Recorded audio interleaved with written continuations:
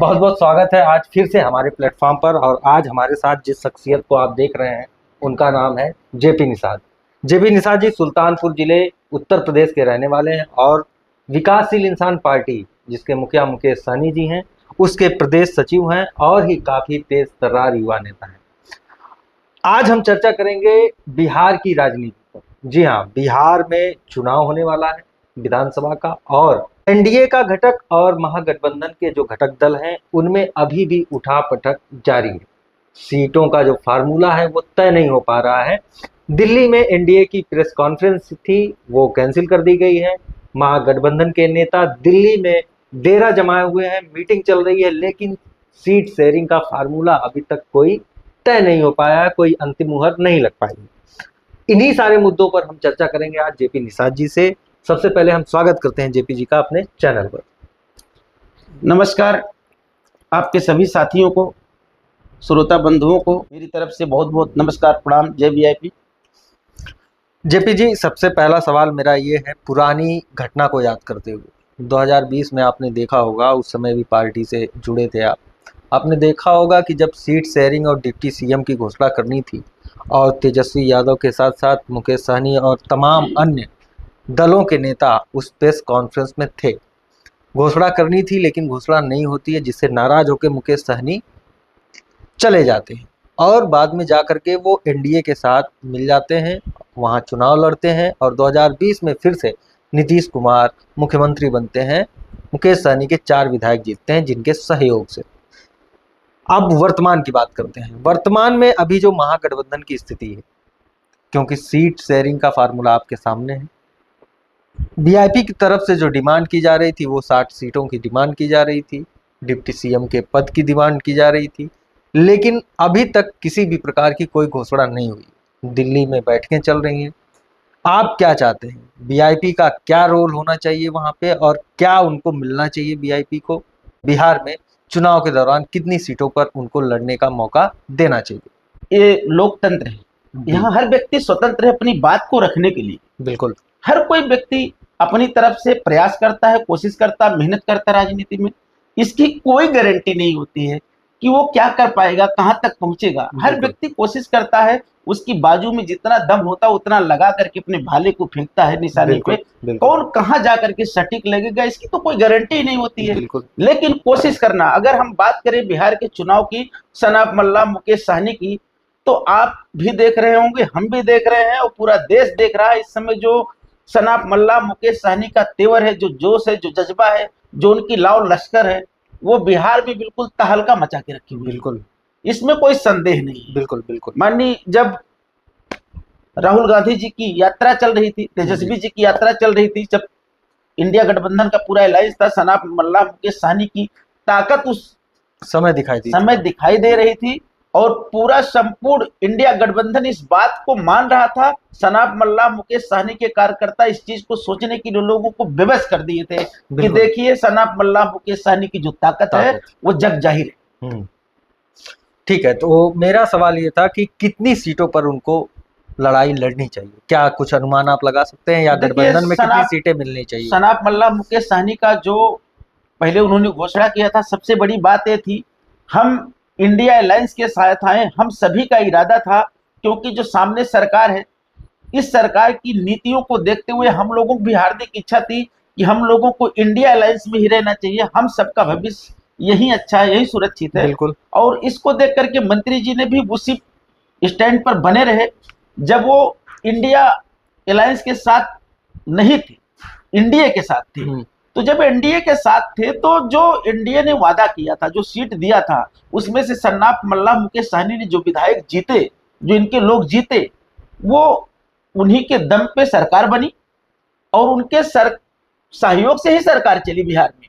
बाद में क्या हुआ, जब उनका जो मुद्दा था वो सरकार बनाना नहीं था, न चुनाव लड़ना था, उनका मुद्दा था कि आरक्षण, निषाद समाज को आरक्षण मिले, जो इनका मूल अधिकार है, जिसके ये पात्र हैं, जो संविधान में इनका सिस्टमेटिक आरक्षण दिया गया है, उसका लाभ इस समाज को मिले।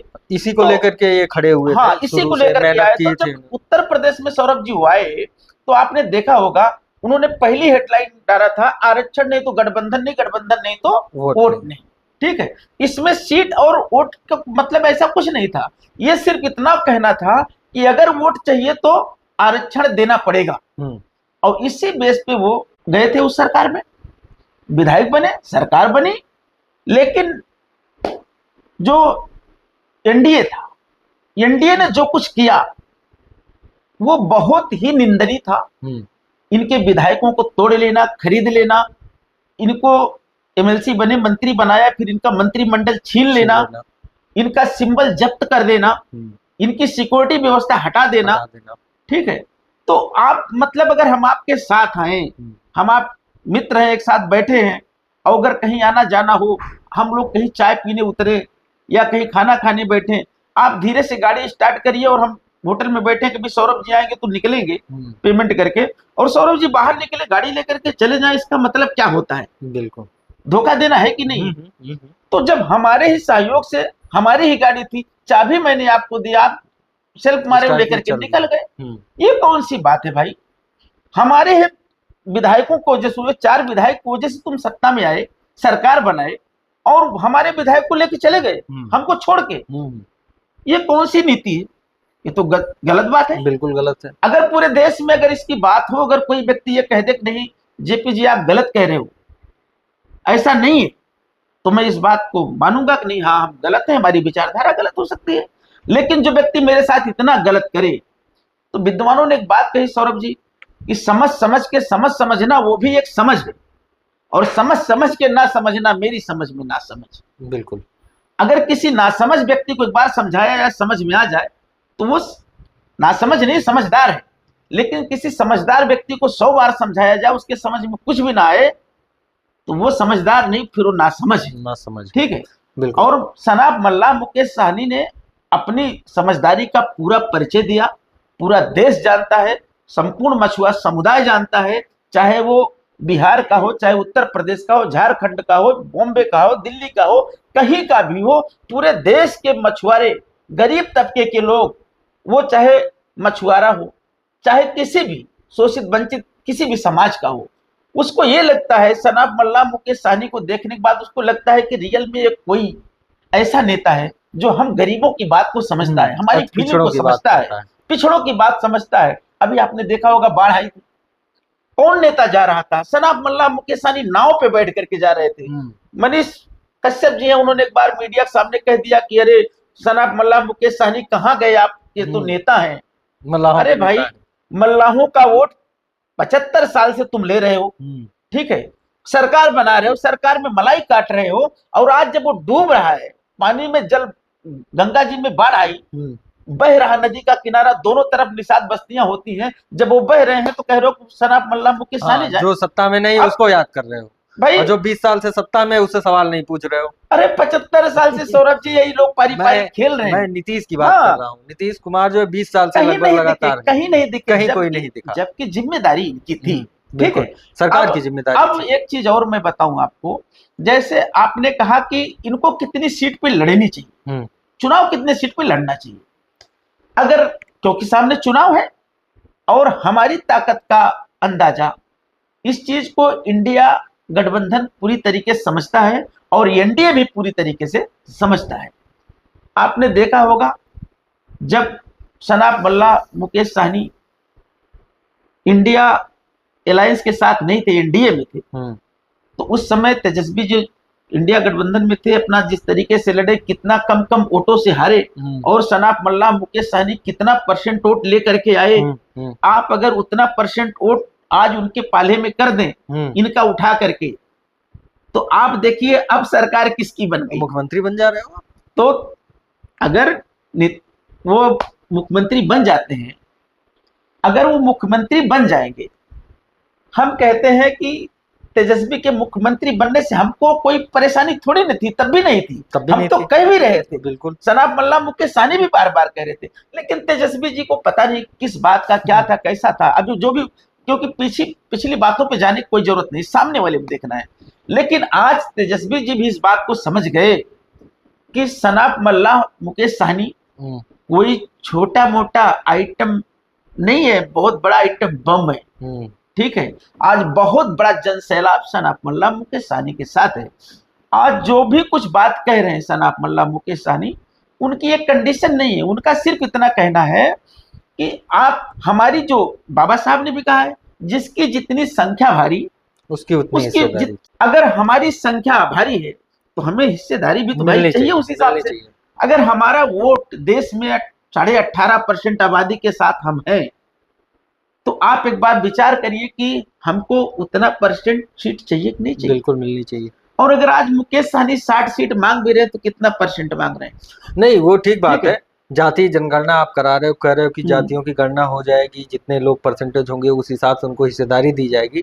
अब असली मौका आया है हिस्सेदारी देने का, लेकिन उसमें कोताही बरती जा रही है, जिसके लिए अभी तक सीट शेयरिंग का फार्मूला तय नहीं हुआ है। सौरभ जी देखिए, हम लोग जब एनडीए के साथ थे तब भी, और आज एनडीए के साथ है तो भी, इसकी कोई कंडीशन नहीं हमको सीट इतनी चाहिए, ऐसी कोई बात नहीं। सीट हमको कम भी मिलेगी चलेगा, सीट कम भी मिलेगी चलेगा। कितना कम? 60 से कितना कम? अरे हम कह रहे हैं हमको 30 सीट देंगे, 35 सीट भी देंगे तो भी हम समझौता करेंगे। उससे कम देंगे तब? नहीं, उससे कम देंगे भी नहीं। अभी न्यूज चैनल पे चल रहा है, मैंने अभी ताजा खबर देखा है कि आरजेडी जो है 134 पे लड़ रही है, 134 पे, कांग्रेस 64 पे, और बीआईपी को मात्र 18 सीटें दी जा रही है। वहीं भाकपा माले जो है उसको 29 सीटें दी जा रही हैं। तो क्या 18 सीटों पर समझौता करने के लिए तैयार हैं आप लोग? ऐसा देखिए, आप जो मीडिया दिखाता है, आज मीडिया कहाँ है आप देख रहे होंगे, ठीक है।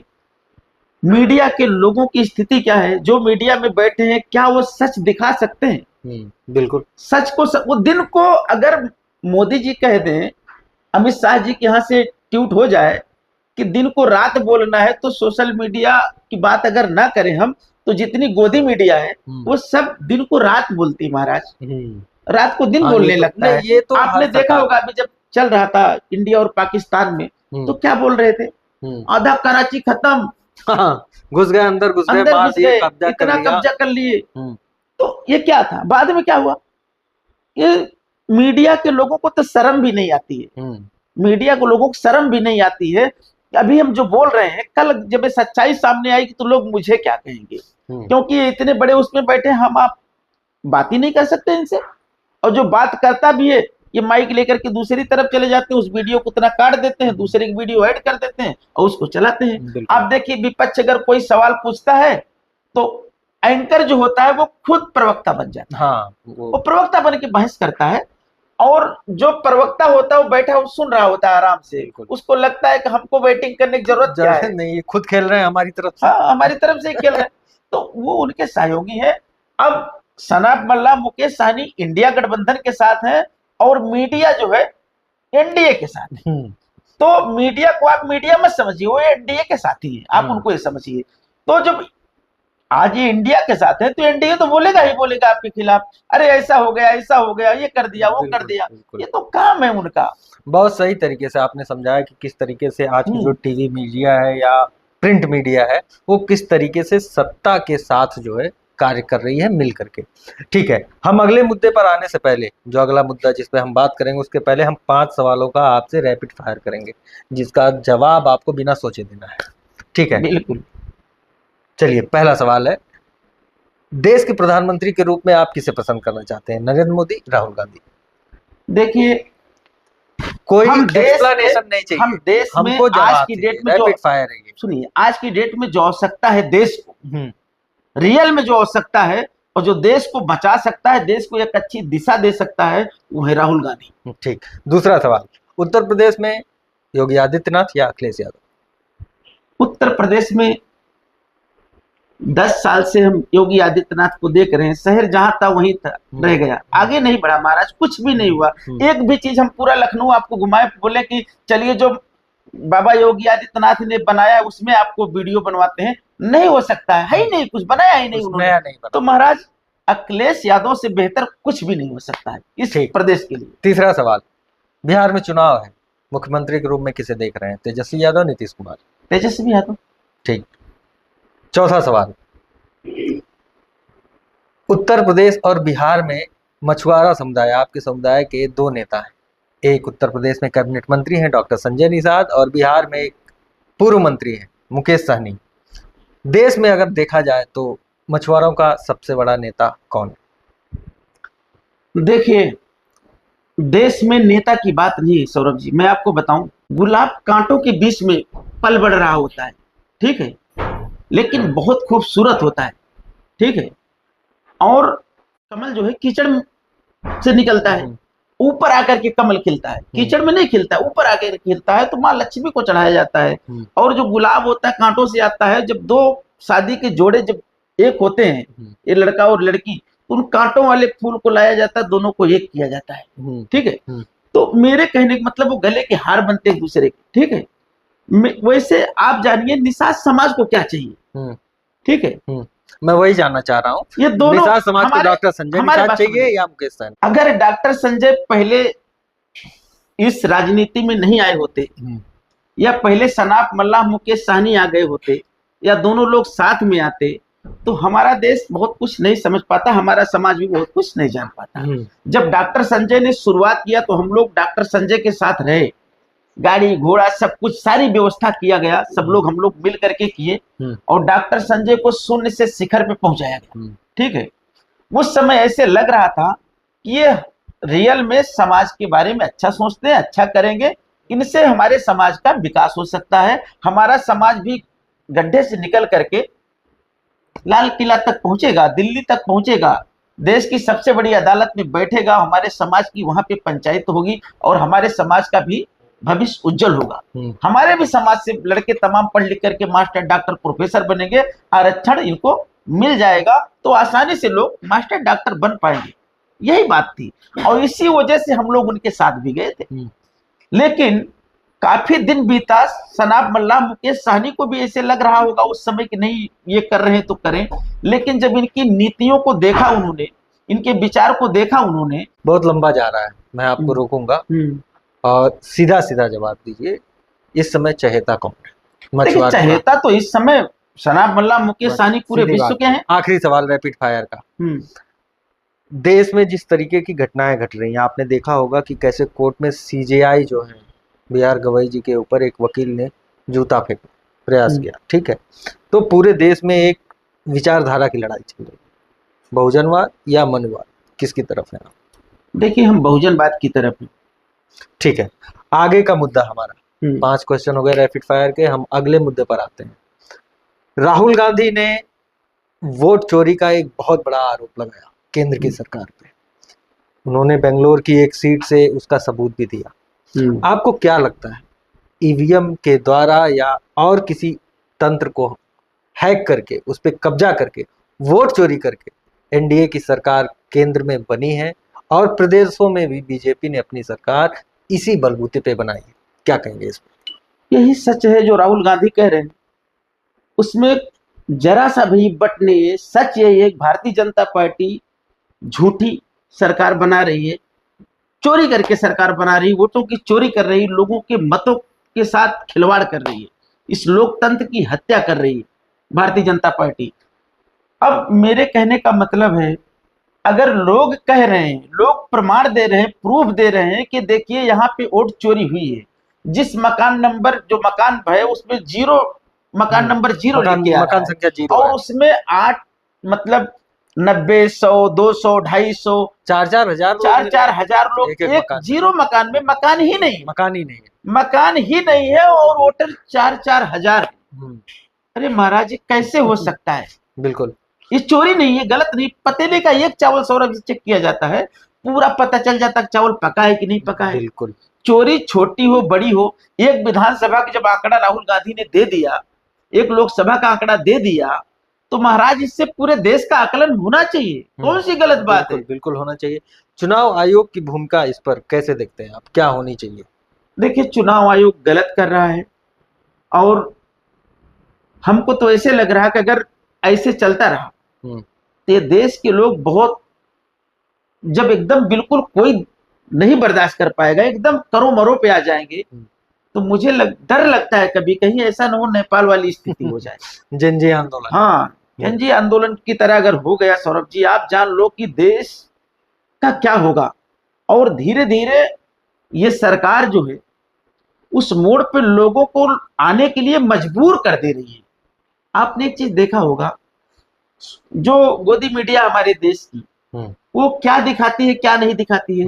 रियल में जो कुछ अच्छे पत्रकार थे, ठीक है, जो जैसे रवीश कुमार जी चैनल से निकाल दिया, आयुषी जी थी, जैसे तमाम अच्छे अच्छे लोग हैं, हाँ तमाम लोग हैं।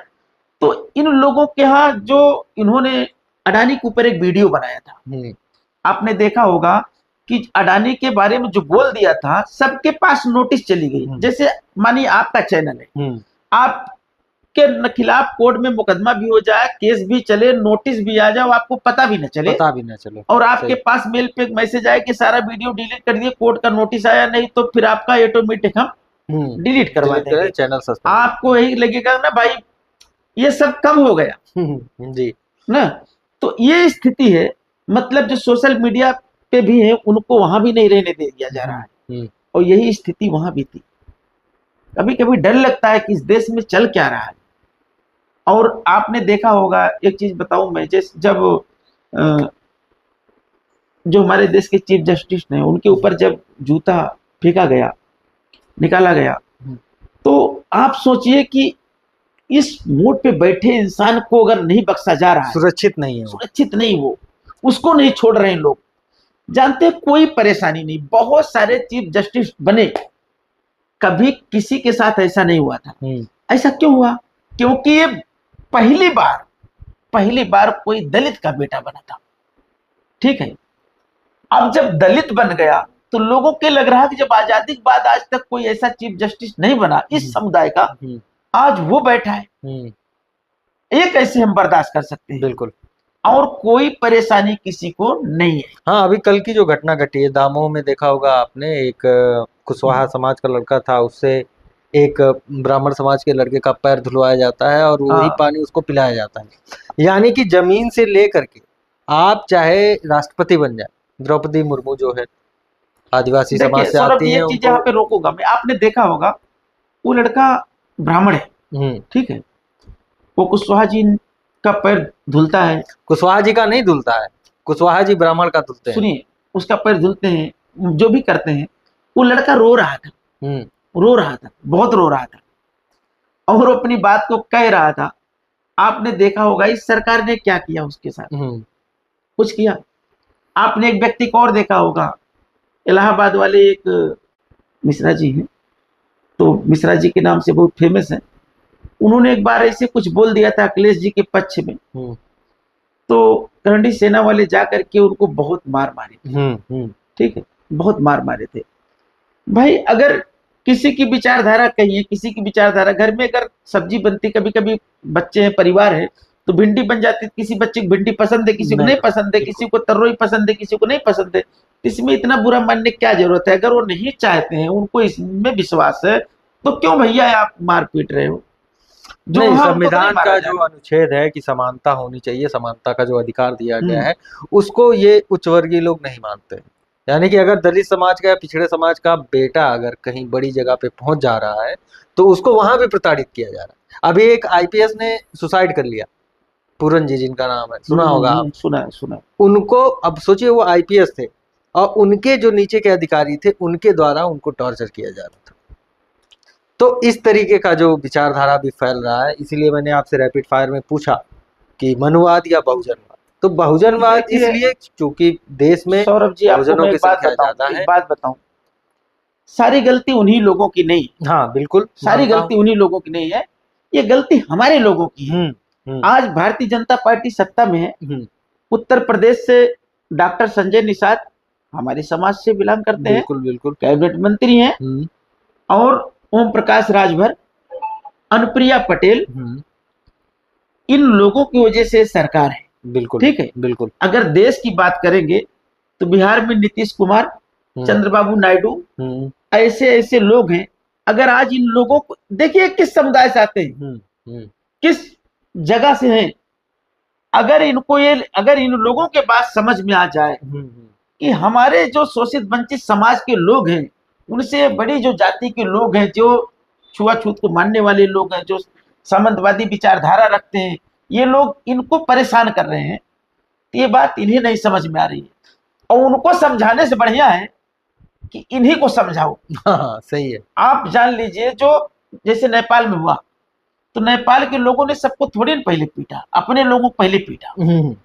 जिस दिन ये हमारा समाज जगेगा ना, खौरिया जाएगा भाई साहब ना, उस दिन आप देखना कि लोग अपने जो पैर में जूता पहने हैं ना, ये जूता निकालेंगे लोग, जहां पे ओम प्रकाश जी मिलेंगे, जहां पे डॉक्टर संजय निषाद जी मिलेंगे, जहां पर प्रिया पटेल जी मिलेंगी, यही माला बना करके लोग पहनाएंगे, इनको बेइज्जत करेंगे। केशव प्रसाद मौर्य हो गए। इससे जो मेरे कहने का मतलब है, जैसे बहन जी को आपने सुना होगा 2 दिन पहले जब रैली थी, उन्होंने कहा कि अखिलेश जी जैसे दोगले ना, उनको शर्म नहीं आई, एक बार शर्म नहीं आई कि एक दलित समाज के चीफ जस्टिस के ऊपर जूता फेंका जा रहा है, कोई बात इसके लिए उस महिला के मुंह से शब्द नहीं निकला। मुझे तो बहन जी कहने में तकलीफ हो रही है, उसका नाम कैसे, उसके पहले रायबरेली में एक दलित युवक को बेरहमी से पीट पीट के मार डाला गया, कोई शर्म नहीं आ रही उस पर उनको, कोई और उनको लग रहा है कि भारतीय जनता पार्टी सही काम कर रही है, लेकिन इसकी भी गलती नहीं है। वो कहा जाने पैर पीर पराई जकरे पैर ने फूटी बेवाई ना, तो उनको तो इसका एहसास ही नहीं है। वो तो बैठ करके एसी में पैर भी कोई छूने आता है तो 5 लाख लेकर के आए तो पैर छू पाता है। धन की देवी कहा जाता है उनको। हाँ, वो धन लक्ष्मी है। ठीक है, तो मेरे कहने का मतलब, ऐसे लोगों को जब तक बेइज्जत नहीं किया जाएगा, किसी का कोई दोष नहीं, वो तो अपने समाज की वो कर रहे हैं। आपको किस डॉक्टर ने मना किया कि आप मत करो भैया, अपने समाज की रक्षा मत करो, अपने समाज की आवाज को मत उठाओ, अपने समाज के लिए कुछ करो ना। बिल्कुल सही है, सबको है। लेकिन डॉक्टर संजय को अब लगता है, देखिए आपने देखा होगा, टिकट जब उनको मिला तो टिकट किसको दिया? जो 5 करोड़ दे सकता था, 7 करोड़ दे सकता था, 10 करोड़ दे सकता था, बेचा। तो अब इसमें उनकी क्या गलती है? हम कैसे कहते हैं सारी गलती उन्हीं लोगों की है? ये हमारे लोगों की गलती है। लेकिन अभी हमारे कुछ अंधभक्त हैं जो उनको मानते हैं और वो अपनी पूजा कराते हैं, आरती ऐसे ऐसे करवाते हैं आरती करवाते हैं, पैर कोई दबाता है, कोई कुछ करता है। तो महाराज, और इतना चोट्टा इंसान, आप जान लीजिए कि हमारे समाज में उतना घटिया इंसान कोई है नहीं। लेकिन ऐसे लोग बिहार चले गए, सनाब मल्ला, अब इनको ये पता ही नहीं कि सनाब मल्ला मुकेश सहनी क्या, इनको ये नहीं पता। एयरपोर्ट पे लोग उतरे तो कोई स्वागत करने के लिए वहां नहीं था, अपने बेटे से ही गुलदस्ता ले रहे हैं, कोई मिलेगा भी नहीं। उसके बाद कोई दिखाई नहीं दिया क्षेत्र। अरे महाराज, ये तो समझिए कि समाज फिर भी इनकी इज्जत कर रहा है कि इनको मार के भगा नहीं रहा। और अगर ये कुछ ज्यादा इधर उधर किए, ठीक है, अपनी इज्जत बचाए रहे, कहीं होटल फोटल में जाकर के भारतीय जनता पार्टी वालों को लगे कि गए हैं प्रचार प्रसार एनडीए का प्रचार प्रसार कर रहे हैं। अरे जेडीयू के और बीजेपी के जो विधायक हैं, वहाँ जब वो गांव में जा रहे हैं तो जनता जो है डंडा लेके दौड़ा ले रही, लोग भाग रहे हैं, गाड़ी का शीशा तोड़ दे रहे हैं, उन लोगों के भाग जा रहे, हिसाब मांग रही जनता। सौरभ जी जान रहे हैं कि क्या जो है काम हुआ, तो वो पेड़ बबूल का तो आम कहाँ से खाए, बिल्कुल ना। तो पिछले इतने दिनों से नीतीश कुमार की सरकार है, तो किया क्या किया? एक बार सोच, जनता तो पूछेगी, जनता सवाल नहीं पूछेगी, अब तो पूछ रही है जनता, तो जनता सवाल रही है। अब जनता सवाल पूछेगी, जवाब ही नहीं है। चलिए आखिरी पड़ाव में हम लोग चलते हैं, सिर्फ एक सवाल आखिरी है और इसके बाद हम लोग क्लोज करते हैं। केंद्र की सरकार और उत्तर प्रदेश की सरकार को 10 में से कितना नंबर देना चाहिए?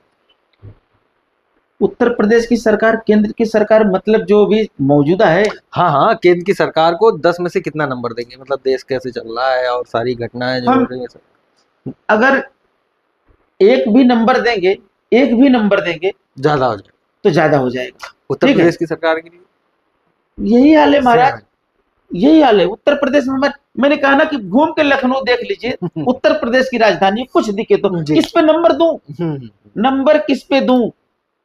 चलिए हम लोग चर्चा को यहीं खत्म करते हैं। और तो साथियों, आज हमारे साथ थे जेपी निषाद जी और इन्होंने बिहार के चुनाव पर, वहां हो रही उठापटक पर अपने विचार रखे और हम इस चर्चा को यहीं समाप्त करते हैं। फिर आपसे मिलते हैं एक नई वीडियो में, तब तक के लिए नमस्कार।